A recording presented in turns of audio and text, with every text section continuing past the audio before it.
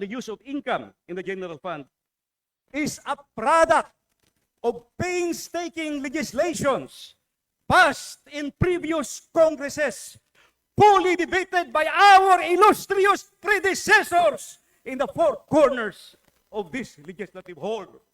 The BICAM has practically altered and superseded 13 Republic Acts or special laws, and to include the PhilHealth Funds reduction, a total of 14 laws that earmark certain funds from sources already specified as a product of exhaustive debate in both the House and the Senate.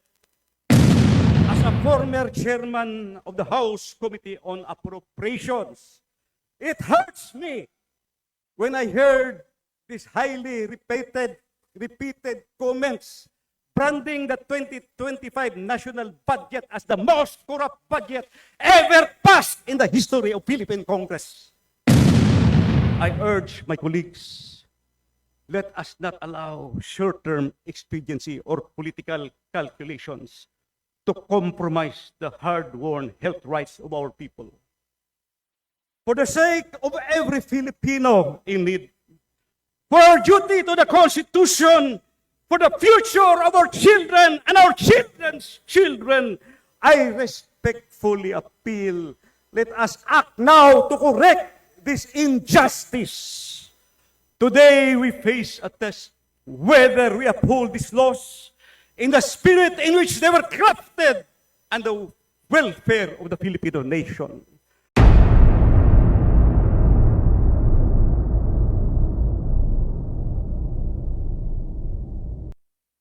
Madam Speaker, distinguished guests, ladies and gentlemen, good afternoon. Good evening na pala.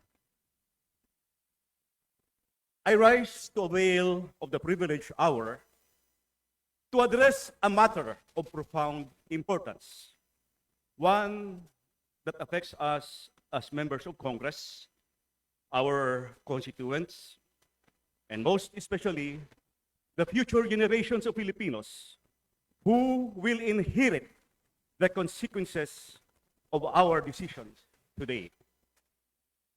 The 2026 National Expenditure Program, or NEP, will soon be submitted to Congress for deliberations. But beforehand, I ask your indulgence to first examine significant provisions of the 2025 General Appropriations Act as approved by Congress, particularly when compared to the 2025 original budget document submitted by the President. I believe that certain adjustments made to the budget raise serious legal questions and may be vulnerable to constitutional challenge. I would like to share these observations with you, my esteemed colleagues, as this will hopefully guide us in the approaching deliberations on the 2026 national budget. Distinguished members of this chamber, last January, I exposed a glaring anomaly in the ratified bicameral conference committee report on the 2025 General Appropriations Act, containing 28 blank items spanning 13 pages that were mysteriously filled in the enrolled bill and finally in the General Appropriations Act. I will present the full details of this controversy in a separate privileged speech. But today, I must draw your attention to another blatant irregularity in the 2025 budget that has escaped public scrutiny and was never openly deliberated by either the House or the Senate.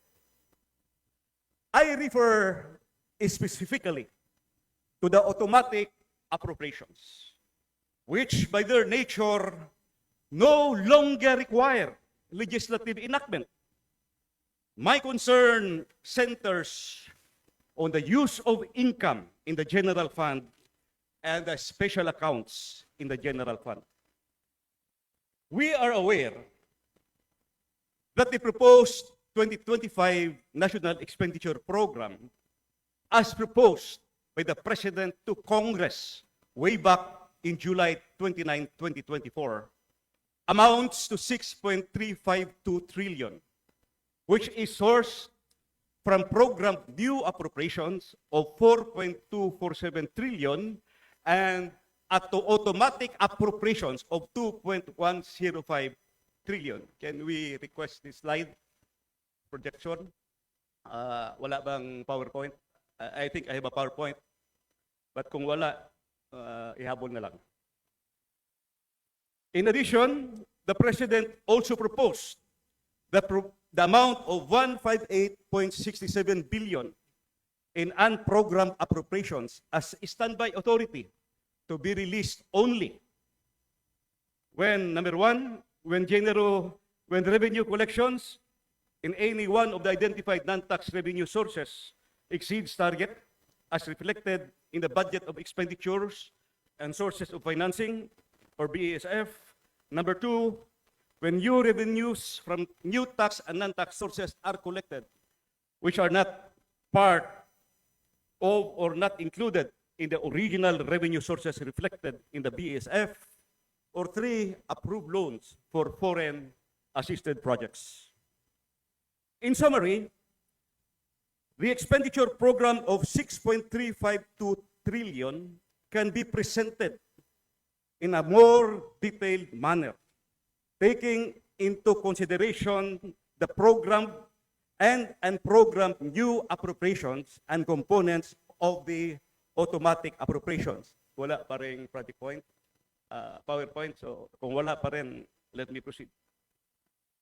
Supposedly, may PowerPoint tayo. Yung new general appropriations, 4.405 trillion, composed of program appropriations of 4.2 trillion and program appropriations of 158 billion. Yung automatic appropriations is 2.1 trillion, and under the automatic appropriations are the retirement and life insurance premium, customs duties and taxes, the national tax allotment, interest tax on national government debts, barn block grants, pension of ex-presidents and spouses, net lending, at under automatic appropriations, nandito nakasulat ang special accounts in the general fund in the amount of 27,352,123,000.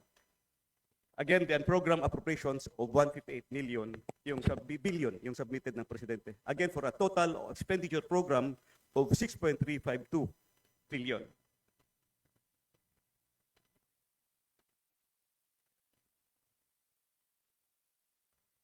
With that as a background, Mr. Speaker, I will now go to the main issue, which I want to emphasize having a great impact on the total expenditure program. As I have said earlier, I will no longer discuss the items under the program and unprogrammed appropriations of the GAA, since it is the topic of another privileged speech, or my next privileged speech. But I will discuss now the special accounts in the general fund, which are sourced from earmarked revenues of the government. What are earmarked revenues? Earmarked revenues are identified revenues required by statute to be used for designated activities, benefits, or purposes, and must be accounted for separately from the government's general revenues. For 2025, the earmarked revenues amount to 1.202 trillion and is classified into two categories. Number one, use of income in the general fund for a total amount of 1.175 trillion and special accounts in the general fund of 27.352 billion.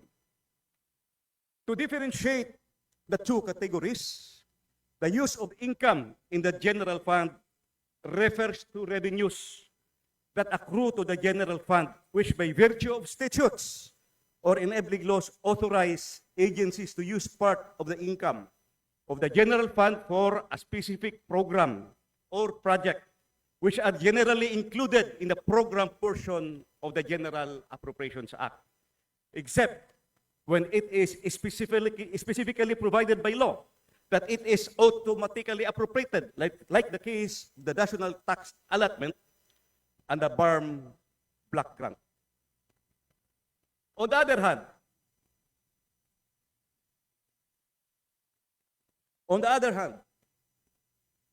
special accounts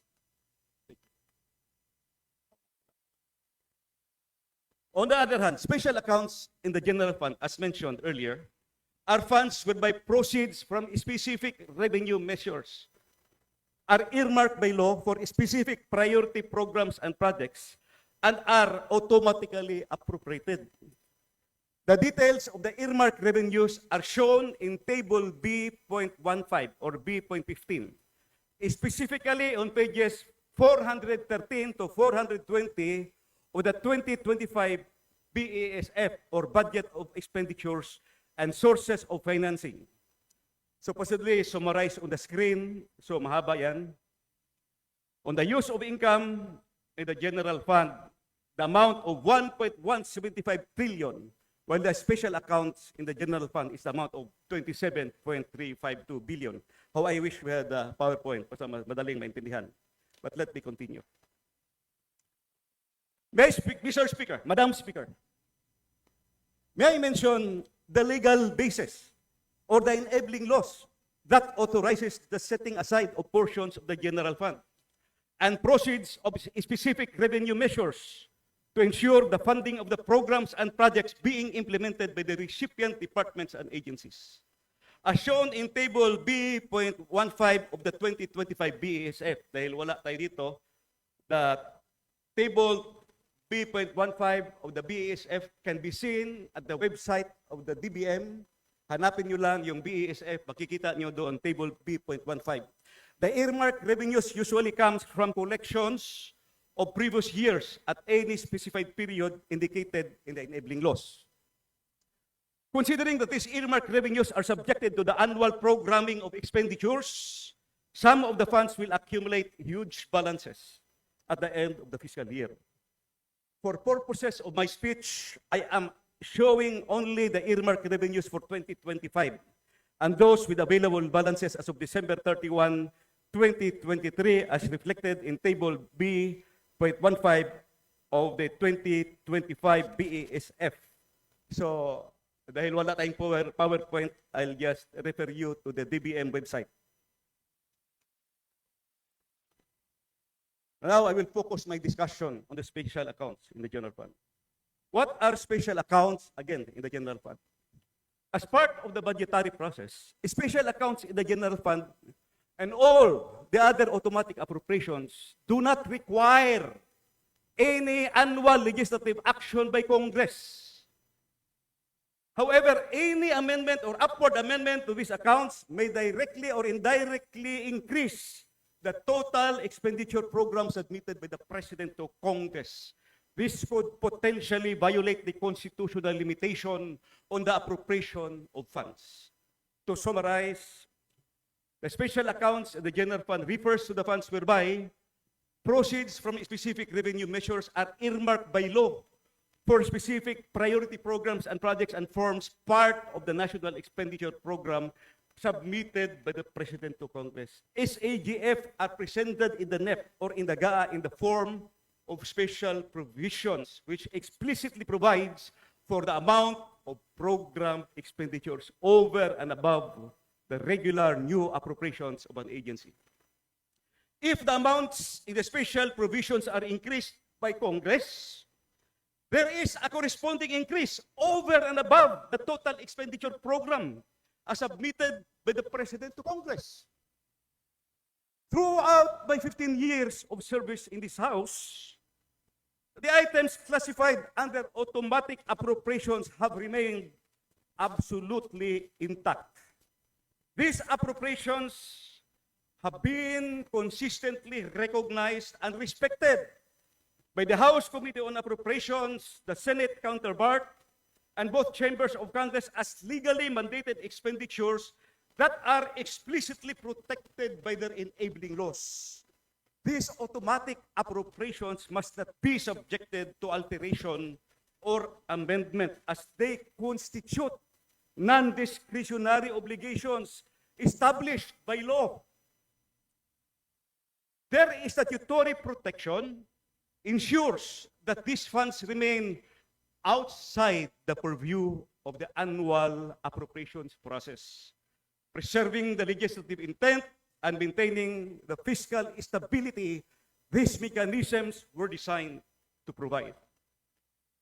However, for the first time in an unprecedented move, the 2025 budget reveals that the Bicameral Conference Committee has amended the automatic appropriations by making substantial upward adjustments in the special provisions of several agencies, with SAGF a staggering 12.75 billion increase that fundamentally undermines the protected status of automatic appropriations.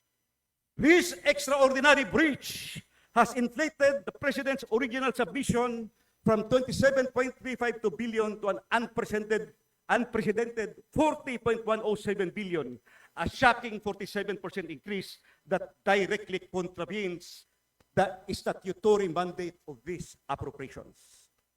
Such manipulations on the special accounts on general fund allocations set an extremely perilous precedent that threatens the very foundation of our budgetary framework and the rule of law that protects these funds from political interference.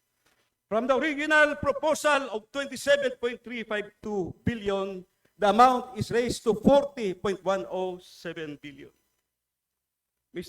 Madam Speaker, the BICAM adjustment of 12.75 billion will correspondingly increase the total expenditure program from 6.352 to 6.365 billion. Supposedly, meron tayong PowerPoint presentation. Wala. Based on my scrutiny, dahil wala tayong PowerPoint presentation, papakita ko lang at sasabihin ko na lang, babasahin ko na lang isa-isa. Based on my scrutiny, the BICAM made the following adjustments on the SAGF of the affected agencies.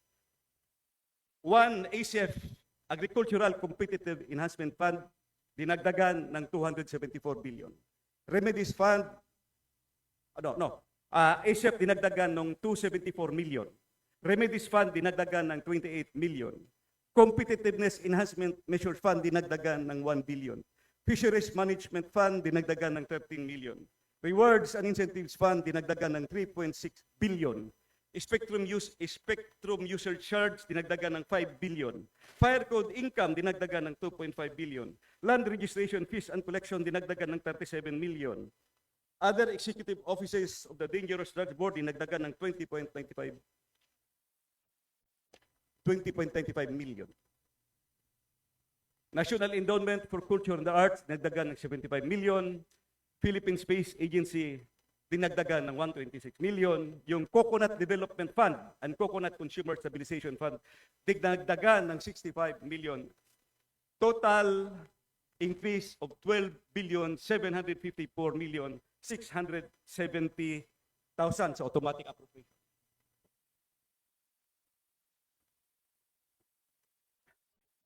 What are the legal and constitutional violations demanding immediate resolution? Madam Speaker, the following critical constitutional questions must be urgently addressed as they strike at the very heart of our democratic budgetary process and threaten the integrity of future national appropriations. First, constitutional infirmity. Has the Bicameral Conference Committee, by unilaterally increasing SAGF by 12.7 billion, rendered the entire 2025 expenditure program constitutionally defective?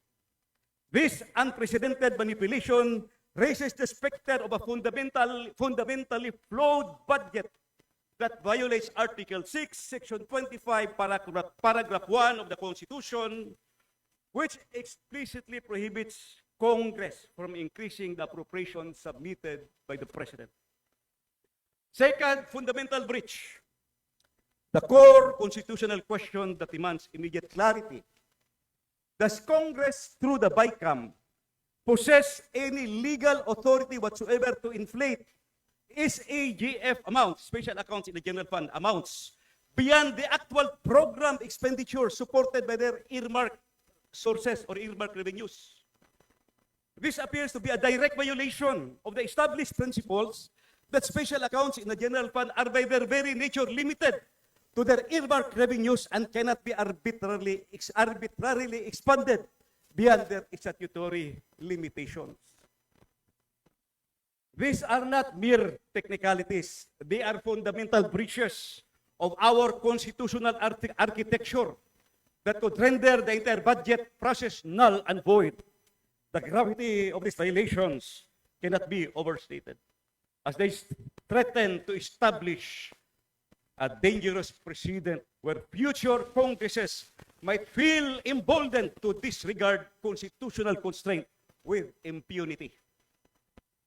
Mr. Speaker, as I mentioned earlier, Madam Speaker pala, as I mentioned earlier, the other category of the earmarked revenues is the use of income in the general fund, which by virtue of statutes or enabling laws authorizes agencies to use part of their income, the general fund, for a specific program or project which generally included in the program portion of the GAA.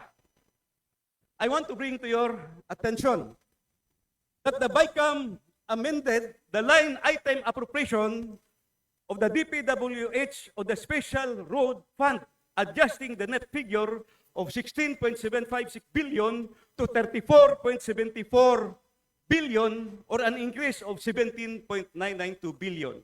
However, the amount in the special provisions is maintained at 16.75 billion. Hindi balanse. Pero in-increase yung line item appropriation in the DPWH on the Special Road Fund.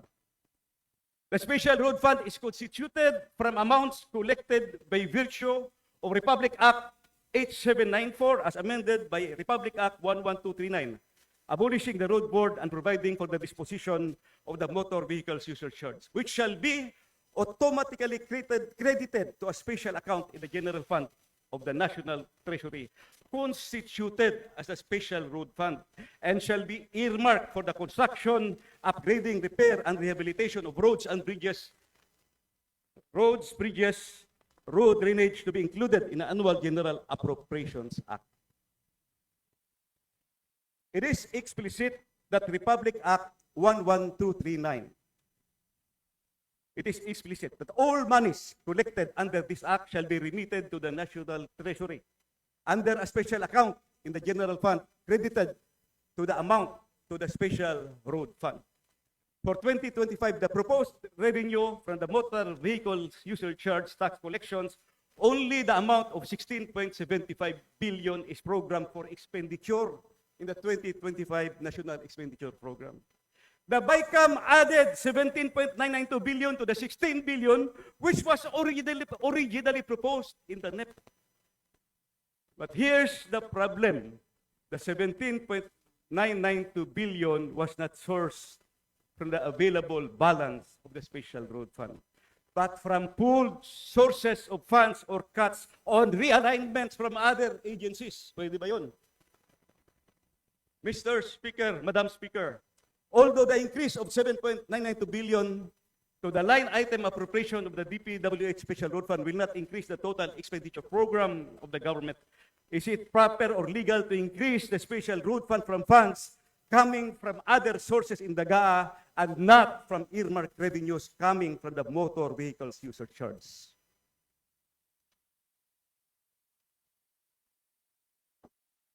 What are the legal and constitutional questions raised? The increase of 17.992 billion on the line item appropriations of the DPWH Special Road Fund was that sourced from the specific earmarked revenues stipulated by law or Republic Act 11239, which must come from the MVUC, but allegedly sourced from pooled or reallocated sources from other agencies.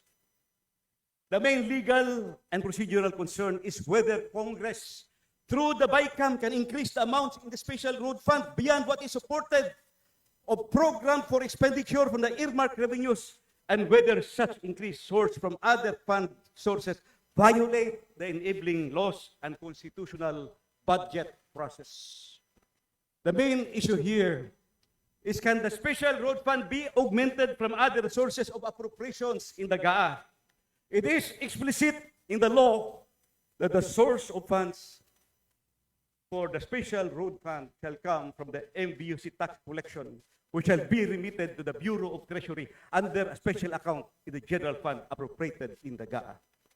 Is it right to assume that if the increases are not supported by actual collections from the designated revenue sources, or if they are, or if they alter the nature of the appropriations set by law, these adjustments may be legally questionable and vulnerable to constitutional challenge? Mr. Speaker, I was expecting that these congressional insertions in the SAGF will somehow be subjected to presidential veto because it bloated the expenditure program submitted by the President. Yes, I am aware that preconditions were included in the implementation of the special provision by subjecting it to judicious programming based on the actual collections and utilization of funds. But my point is, by increasing the amount in the special provisions of the SAGF, there is a corresponding increase in the expenditure program submitted by the President, which may breach the constitutional limitation in the appropriation of funds.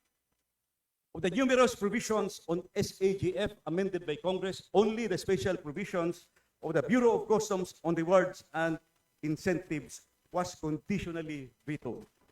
On the other hand, the special road fund, which has substantially increased from 16.756 billion to 34.748 billion, was merely noted by the President under the general observations portion of the veto message. If you can remember, the direct veto was only 26 billion for the DPWH and 168 billion in unprogrammed funds.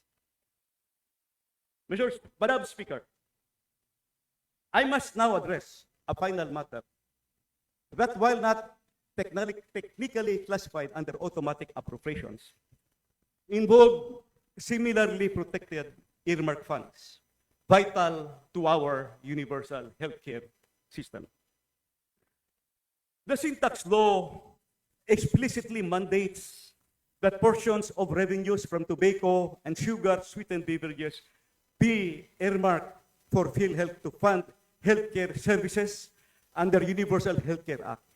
While these funds may not be formally designated as special accounts in the general fund, like this previously discussed, the law is very clear in requiring their earmarking for PhilHealth.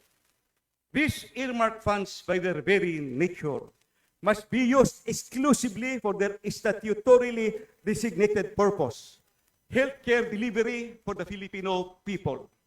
Similar to the national tax allotment, this fund should be automatically and regularly included in the annual General Appropriations Act. However, in the 2025 budget, PhilHealth received zero allocation from these mandated earmarked funds. This zero allocation represents a clear failure to comply with both the syntax law and the Universal Healthcare Act. Congress has not provided what is legally due to the Filipinos. Again, Congress has not legally provided what is legally due to the Filipino people under these laws. It is particularly troubling that even a token 1 peso budget would have saved PhilHealth's legal standing for augmentation purposes. Instead, the complete absence of allocation effectively prevents any possibility of funding restoration. Madam Speaker, this zero allocation for PhilHealth represents a serious departure from the state's obligation to fulfill the promise of universal health care for all Filipinos. This omission demands immediate rectification to honor our legal commitments and our moral duty to provide healthcare access to our citizens. The failure to allocate mandated earmark funds to PhilHealth raises profound constitutional questions that merit careful examination. The 1987 Constitution explicitly enshrines health as a fundamental right. Article 2, Section 15 declares that the state shall protect and promote the right to health of the people, while Article 13, Section 11 mandates that the state shall adopt an integrated and comprehensive approach to health development, which shall endeavor to make essential goods, health, and other social services available to the people at affordable cost. By withholding the statutorily mandated earmark funds from PhilHealth, the government failed to fulfill its constitutional obligation to provide the health benefits guaranteed under the Republic Act 11223 or the Universal Health Care Act.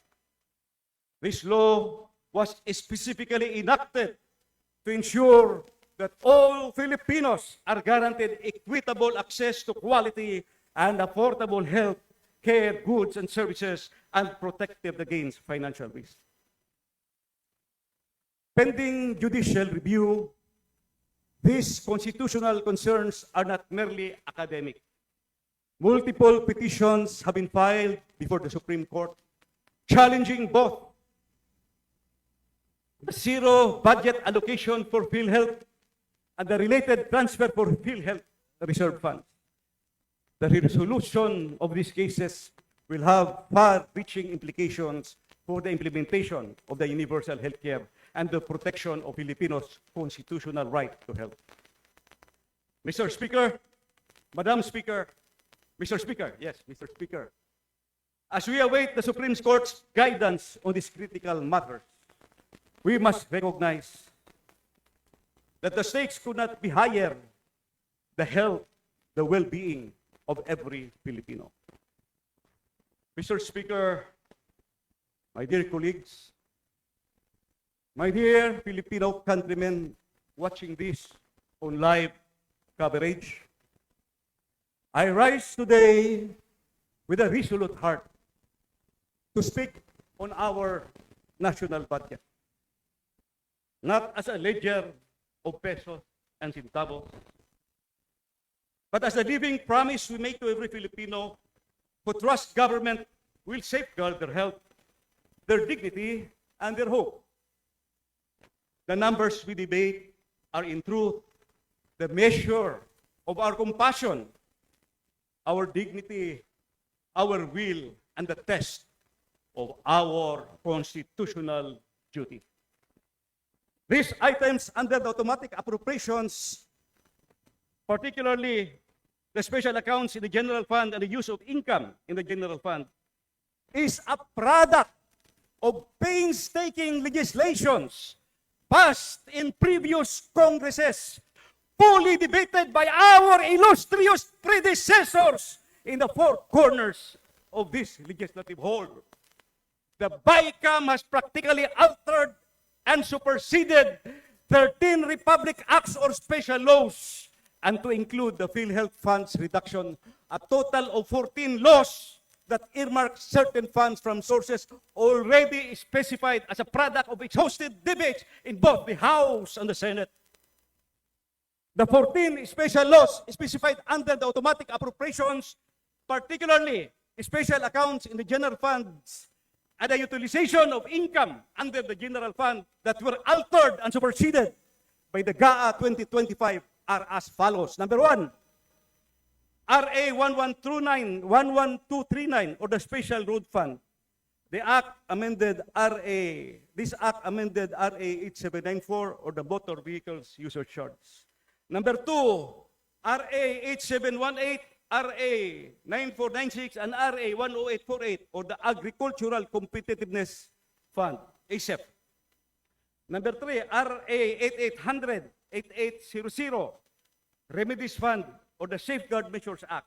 Number four, RA 8800 again, or the Competitiveness Enhanced Measures Fund of the Safeguard Measures Act. Number five, RA 10654, or the Bureau of Fisheries and Aquatic Resources Fisheries Management Fund. Number six, RA 9335, or Rewards and Incentive Funds of the Attrition Act of 2005. Number 7, RA 10929 or Spectrum Usage Fund of the Free Internet Access in Public Places. Number 8, RA 9514 or Bureau of Fire Protection Fire Code Income. 9, PD 1529 or Land Registration Fees and Collections. Number 10, RA 9165 or Dangerous Drugs Act. Number 11, RA 9356 or the National Endowment Fund for Culture and the Arts. Number 12, RA 11363 or the National Space Agency Act. Number 13, PD 1234, PD 1854, RA 11435 or Coconut Development Fund and the Coconut Consumer Stabilization Fund. And last but not least is number 14, the Sin Tax Law of 2012. This item may not be the list of SAGF or UIGF, but the law is clear that 80% of the incremental proceeds of the Sin Tax Law will go to universal health care. The central constitutional issue requiring urgent clarification is this. Does Congress, acting through the Bicameral Conference Committee, have any legal authority to increase the amounts allocated to the special accounts in the general fund beyond the actual program expenditures backed by their designated revenue sources? Such actions appear to contravene the well-established principle that SAGFs are intended to be strictly limited to their earmarked revenues and cannot be augmented arbitrarily beyond what is legally mandated.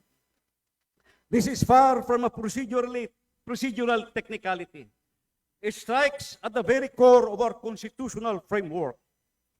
These potential violations constitute serious breaches that could undermine the legitimacy of the entire budget process, potentially rendering it null and void.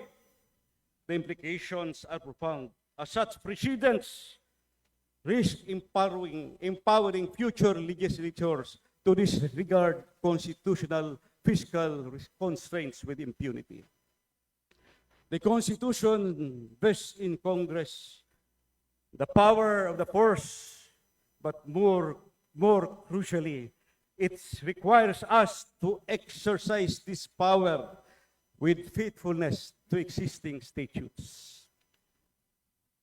The General Appropriations Act, this disregard for sanctity of the law, undermines not just legislative intent, but the very legitimacy of this institution, and exposes the budget to legal challenge and public condemnation. I call on this august chamber to restore the trust, the confidence, and the integrity of the entire budget process. As a former chairman of the House Committee on Appropriations, it hurts me when I heard these highly repeated comments branding the 2025 national budget as the most corrupt budget ever passed in the history of Philippine Congress. I urge my colleagues, let us not allow short-term expediency or political calculations to compromise the hard-won health rights of our people. Let us remember that the world looked upon us when this chamber passed the Sin Tax Law in 2012. It helped the country garner the first ever investment grade credit rating from international credit rating agencies. Humility aside, I was the main author of the Sin Tax Law of 2012 or Republic Act 10351. For the sake of every Filipino in need, for our duty to the Constitution, for the future of our children and our children's children, I respectfully appeal, let us act now to correct this injustice. Today we face a test whether we uphold these laws in the spirit in which they were crafted and the welfare of the Filipino nation. Let us never forget the power of the force is not ours to wield, but ours to safeguard for the people we serve. Let us wield not just authority, but compassion and justice, for that is the true spirit of public service. Thank you, and may God bless our deliberations and our nation. Daghan salamat. Mr. Speaker, if there's anybody in the hall who wants to ask question, I'm willing to reply for an interpellation. Thank you, Mr. Speaker. Mr. Speaker,